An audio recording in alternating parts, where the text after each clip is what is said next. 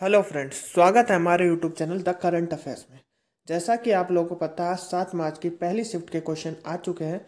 ज- पूरे पूरे 100% ऑथेंटिक क्वेश्चन है जो आरपीएफ कांस्टेबल एग्जाम की 7 मार्च की पहली शिफ्ट से आए हैं, जिसमें जीके जीएस करंट से संबंधित कुछ एक्स्ट्रा फैक्ट के साथ हम क्वेश्चन कराएंगे, जिससे आपको आगे आने वाले एग्जाम में सहायता मिल सके। दोस्तों, इस वीडियो की पीडीएफ आपको डिस्क्रिप्शन बॉक्स में दी गई लिंक पर क्लिक करके डाउनलोड कर सकते हैं। चलिए शुरू करते हैं। जैसे क्वेश्चन आए हैं, पहला क्वेश्चन है, भाषा कौन सी अनुसूची से संबंधित है? इसका आंसर है 8वीं अनुसूची से। भारतीय संविधान की 8वीं अनुसूची भारत की भाषाओं में संबंधित है। इस अनुसूची में 22 भारतीय भाषाओं को शामिल किया गया है। प्रारंभ में 14 भाषाओं को संवैधानिक मान्यता दी गई थी। बाद में इसमें सिंधी भाषा 21वीं संविधान संशोधन अधिनियम 1967 और कोंकणी भाषा, मणिपुरी भाषा और नेपाली भाषा को 71वें संविधान संशोधन अधिनियम 1992 के तहत जोड़ी गई थी। अगला क्वेश्चन है दोस्तों, समानता का अधिकार किस अनुच्छेद में? इसका आंसर है अनुच्छेद 14 से 18। अनुच्छेद 14 से 18 के अंतर्गत निम्न अधिकार कानून के समक्ष समानता संयुक्त राज्य अमेरिका के संविधान से उपकृत है। कानून के समक्ष समानता जाति, लिंग, धर्म और मूल वंश के आधार पर सार्वजनिक स्थानों पर कोई भेदभाव करना इस अनुच्छेद के द्वारा वर्जित है, लेकिन बच्चों एवं महिलाओं को विशेष संरक्षण का प्रावधान दिया गया है। दोस्तों, अगर आपको वीडियो अच्छी लग रही हो तो लाइक करते हुए चले और ज़्यादा से ज़्यादा इसे शेयर करें, और चैनल पर जो नए हैं प्लीज़ सब्सक्राइब करें ताकि हमारा मोटिवेशन अगली वीडियो के लिए और बना रहे। दोस्तों, अगला क्वेश्चन है, 5वीं अनुसूची किस संबंध में है? इसका आंसर है अनुसूचित क्षेत्रों और अनुसूचित जनजातियों के प्रशासन और के नियंत्रण से। 5वीं अनुसूची का प्रावधान असम, मेघालय, त्रिपुरा और मिजोरम राज्यों के अलावा किसी भी राज्य के अनुसूचित क्षेत्रों और अनुसूचित जनजातियों के प्रशासन और नियंत्रण पर लागू होते हैं। भारत के राष्ट्रपति को किसी क्षेत्र को अनुसूचित क्षेत्र घोषित करने का अधिकार होता है। अगला क्वेश्चन है, गंगा की बाईं ओर से कौन सी सहायक नदी नहीं है? इसका आंसर बाय ऑप्शन आप कर सकते हैं, लेकिन यमुना इसके बाईं ओर से नहीं बहती है। यमुना, रामगंगा, सरयू, गंडक, कोसी, महानदी और सोन तमसा गंगा की महत्वपूर्ण सहायक नदियां है। चंबल और बेतवा महत्वपूर्ण उप सहायक नदियां है जो गंगा से मिलने से पहले यमुना में मिल जाती है। पद्मा और ब्रह्मपुत्र बांग्लादेश में मिलती है और पद्मा अथवा गंगा के रूप में बहती है। दोस्तों, अगला क्वेश्चन है, सिंधु घाटी सभ्यता का उत्खनन किसने किया था? इसका आंसर है दयाराम साहनी ने।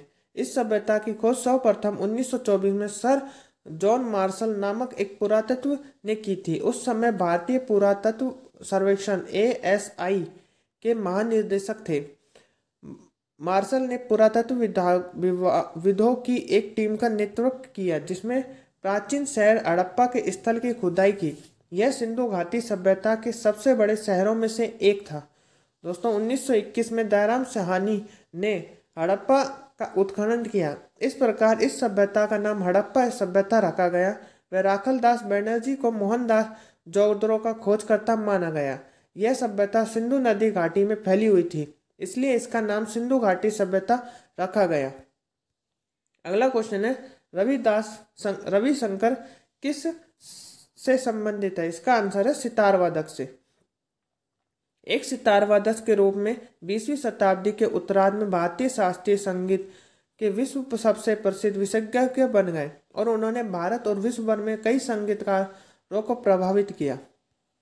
अगला क्वेश्चन है, भारत में एयरपोर्टों की संख्या कितनी है? इसका आंसर आएगा 34। इनमें से 137 एयरपोर्ट का प्रबंधन AAI करता है। AAI जिन 127 हवाई अड्डों का प्रबंधन करता है, इनमें 103 घरेलू हवाई अड्डे, 24 अंतर्राष्ट्रीय हवाई अड्डे और 10 सीमा शुल्क हवाई अड्डे सम्मिलित है। ये 24 और 10 मिलकर 34 हवाई अड्डे सम्मिलित हुए हैं। अगला क्वेश्चन है, अनुच्छेद 32 किस से संबंधित है? इसका आंसर है संवैधानिक उपचारों के अधिकार से। इसके अंतर्गत कोई भी व्यक्ति मौलिक अधिकारों का हनन की स्थिति में न्यायालय की शरण में ले सकता है। इसलिए डॉक्टर अंबेडकर ने अनुच्छेद 32 को संविधान का सबसे महत्वपूर्ण अनुच्छेद बताते हुए कहा है कि इसके बिना संविधान अर्थहीन है। यह संविधान की आत्मा और हृदय दोनों है। दोस्तों, अगला क्वेश्चन है, 1857 की क्रांति में लखनऊ में अंग्रेज अधिकारी कौन है? इसका आंसर है सर कोलिन कैम्पबेल। 1857 के विद्रोह के दौरान बेगम हजरत महल लखनऊ की शासक थी। सर कोलिन कैम्बले ने लखनऊ में विद्रोह को दबा दिया था। बेगम हजरत महल से अवध के नवाब वाजिद अली शाह की पत्नी थी। उन्होंने 11 वर्षीय बेटे बिज्र जिस कदर की ओर से शासन किया था। बेगम हजरत महल ने लखनऊ 1857 विद्रोह का नेतृत्व किया था। बेगम हजरत महल ने अंग्रेजों द्वारा उन्हें दी जाने वाली पेंशन को अस्वीकार कर दिया। 1857 के विद्रोह की शुरुआत 10 मई 1857 को मेरठ में ब्रिटिश ईस्ट इंडिया कंपनी की सेना के सिपाहियों के विद्रोह के रूप में हुई थी।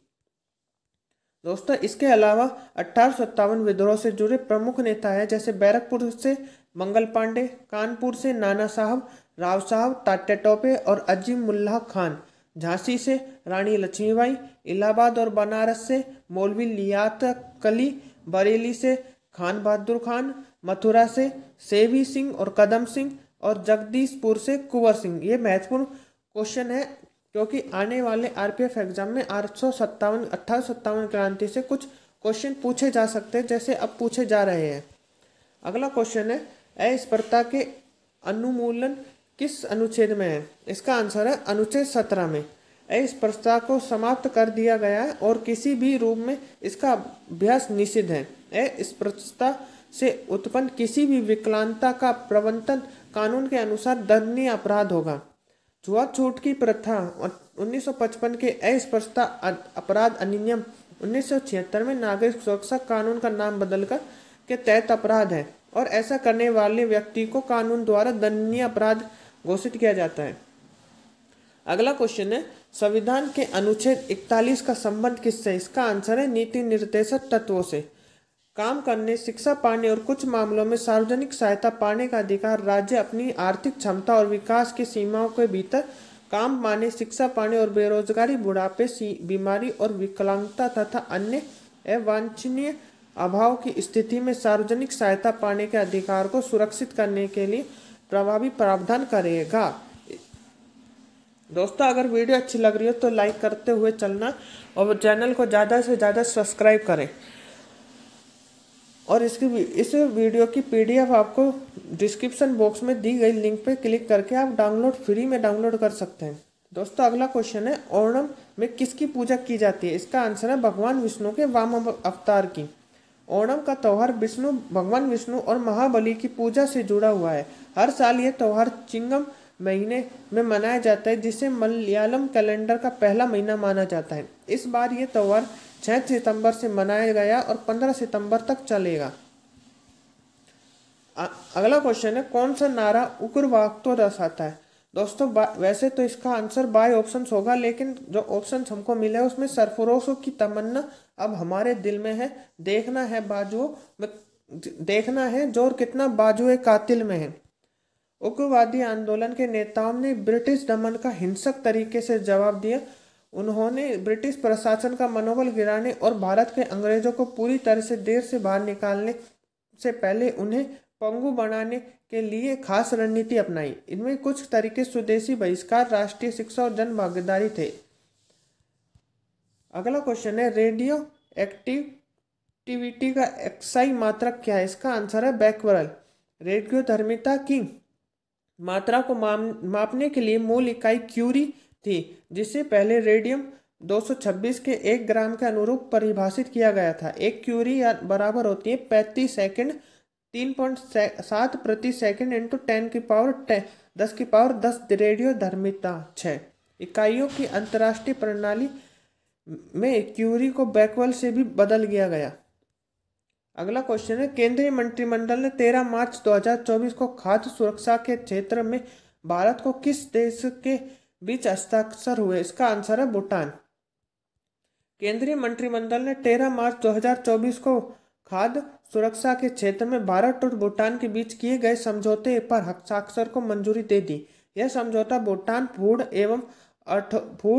एंड ड्रग अथॉरिटी, स्वास्थ्य मंत्रालय, रॉयल गवर्नमेंट ऑफ भूटान तथा भारतीय खाद्य सुरक्षा और मानक प्राधिकरण के बीच तय किया गया था। अगला क्वेश्चन है, डॉक्टर भीमराव अंबेडकर किस विधानसभा से संविधान सभा के लिए चुने गए थे? इसका आंसर है बंगाल। भारत की भारत के संविधान का मसौदा तैयार करने के लिए चुना गया था। संविधान सभा के लिए एक विचार पहली बार 1934 में एम.एन. राव द्वारा प्रस्तावित किया गया था। 1935 में यह भारतीय राष्ट्रीय कांग्रेस की आधिकारिक मांग बन गई। 1946 में कैबिनेट मिशन योजना के तहत संविधान सभा के लिए पहली बार चुनाव हुए थे। संविधान सभा के सदस्य प्रांतीय विधानसभाओं द्वारा अनुपातिक प्रतिनिधित्व की एकल हस्तांतरणीय वोट प्रणाली के माध्यम से चुने गए थे। इस चुनाव में डॉक्टर अंबेडकर उनके अनुसूचित जाति महासंघ को संयुक्त रूप से कांग्रेस ने हराया और बंबई से छोड़ दिया। जोगेंद्र नाथ मंडल, जिन्हें जेनसौर और खुल्लुना नामांकित किया गया था, ने अपनी सीट का त्याग करके डॉक्टर भीमराव अंबेडकर को 296 सदस्यीय संविधान सभा का हिस्सा बना दिया गया। इसलिए संविधान सभा ने डॉक्टर अंबेडकर को पश्चिम बंगाल से चुना गया और फिर वे संविधान निर्माण समिति के अध्यक्ष भी बने। अगला क्वेश्चन है, किस विटामिन को कोबाल्ट उपस्थित होता है? इसका आंसर है B12 में। विटामिन B12 में कोबालमिन भी कहा जाता है क्योंकि इसमें एक धातु आयन कोबाल्ट होता है। यह इसे सभी विटामिनों के सबसे बड़ा और सबसे जटिल बनाता है। विटामिन को केवल बैक्टीरिया द्वारा ही संश्लेषित किया जाता है और इसलिए यह मुख्य रूप से पशु उत्पादकों में मौजूद होता है। विटामिन B12 कोबाल्ट का एक जटिल रूप है। अगला क्वेश्चन है, 86वां संविधान संशोधन किस वर्ष हुआ था? इसका आंसर है 2002 में। 2002 में भारत के संविधान संशोधन में 86वें संविधान संशोधन ने शिक्षा के अधिकार को मौलिक अधिकार के रूप में प्रदान किया गया है। एक नए अनुच्छेद 21 से भी जोड़ा गया जिसने 6 से 14 वर्ष के बीच के बच्चों को शिक्षा के अधिकार के लिए एक मौलिक अधिकार बना दिया। राज्य नीतियों के नीति निर्देशक सिद्धांत में अनुच्छेद 45 में भी परिवर्तन किए गए थे। अगला क्वेश्चन है, कौन सी नदी सिंधु नदी की सहायक नदी नहीं है? इसका आंसर है महानदी। सिंधु नदी की प्रमुख बाएं किनारे की सहायक नदी है जैसे जस्कर, सूरू, सोन, चेलम, झिनाब, रावी, व्यास, सतलज और पंचनाद नदियां हैं। इसके दाहिने किनारे के प्रमुख सहायक नदियां श्योक, गिलगिट, हुजा, स्वात, कुनार, कुर्रम, गोमल और काबुल नदियां आती है। अगला क्वेश्चन है, मौर्य काल के सीमावर्ती दुर्गों का रक्षक कहा जाता है? इसका आंसर है अनंतपाल। अनंतपाल को सीमावर्ती दुर्गों का रक्षक कहा जाता है। दोस्तों, आज के क्वेश्चन यही समाप्त होता है। अगर आपको वीडियो अच्छी लगी हो तो वीडियो को लाइक कीजिए, इसे ज़्यादा से ज़्यादा अपने दोस्तों के साथ भी शेयर कीजिए ताकि वो भी अपने एग्जाम का एनालाइज इस वीडियो के तहत कर सके। अगर आप कमेंट में करके बताइए कि आपके कितने क्वेश्चन सही निकले और इस चैनल को ज़्यादा से ज़्यादा सब्सक्राइब करें ताकि हमें भी आगे मोटिवेशन मिले, आगे आने वाली वीडियो में और अच्छा कर पाए।